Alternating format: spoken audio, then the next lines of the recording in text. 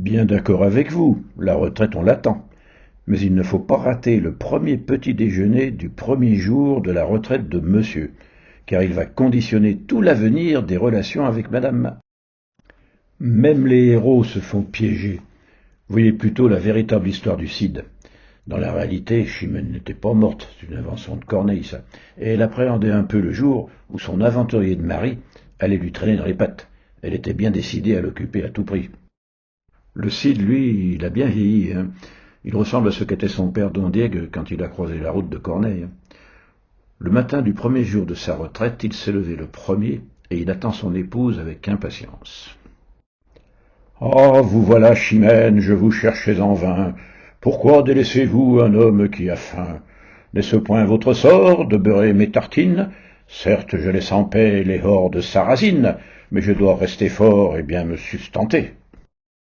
Faites donc attention, ô vieil homme sénile, arrêtez de crier et tenez-vous tranquille. En ce funeste jour, vous voilà retraité, et voyez, votre barbe trempe dans le café. Excusez-moi, ma chère, je suis si accablé. Je n'ai rien ce matin qui puisse m'occuper. Pas le moindre conseil, la moindre réunion. N'encadrant plus personne, je me sens tout couillon. Ne craignez rien, mon Cid, j'ai tout prévu pour vous. Il vous faut tout d'abord finir votre poupou. Les enfants à l'école, il faudra emmener, et cet après-midi, vous devrez les garder. Ô rage, ô désespoir, ô vieillesse ennemie, n'ai-je donc tant vécu que pour cette infamie, et ne suis-je blanchi dans les travaux variés que pour voir en un jour flétrir tant de lauriers? Vous parlez de laurier, vous sous-chef de service. Croyez-moi, cher ami, je le dis sans malice, votre vie est finie, pauvre loque à mes pieds. Vous voilà maintenant, simple père au foyer. Je ne saurais entendre plus longtemps ces propos, et je préfère marcher vers l'éternel repos. Il prend son couteau et se transperce le cœur.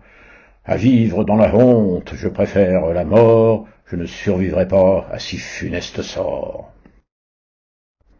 Attention, messieurs, que ce petit sketch ne vous pousse pas à faire un infarctus dans le trimestre qui suit votre retour à la maison.